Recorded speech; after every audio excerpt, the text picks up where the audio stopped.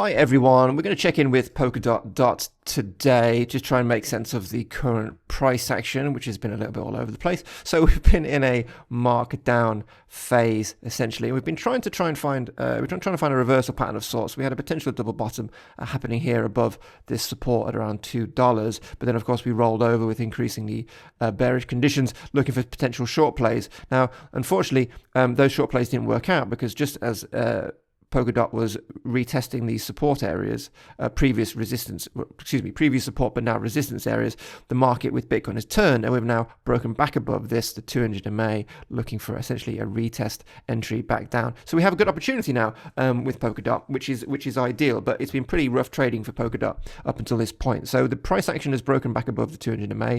This is key support, right? This is very important support, and we have a very obvious entry. The RSI is not fully oversold yet.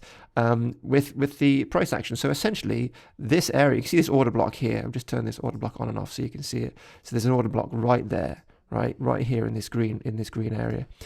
So that shows you that buyers are thinking the same thing as me, that around $2 is a pretty good area, a pretty good price point now to enter on the essential SR flip, the move from resistance to support of this moving average, and of course the retaking of this key level.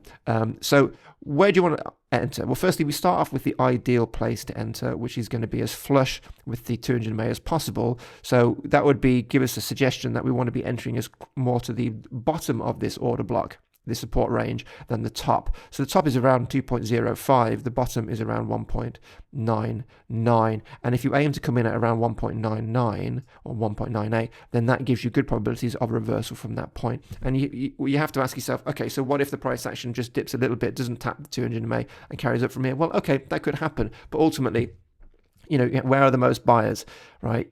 They're more likely going to be closer to this moving average than the other top of this range, and therefore that's the reasoning behind it. So we're looking to scoop it up closer to 1.998 $2 than we are 2.05 at the top of the range, and then just ideally make an entrance here for a potential long play from this level. And I think we don't want to be getting away from ourselves. We don't want to get caught up in any kind of January bump. So we want to be modest in our profit taking. You can see there's a red order block over there. So let's just call it the 618, which is around 2.55.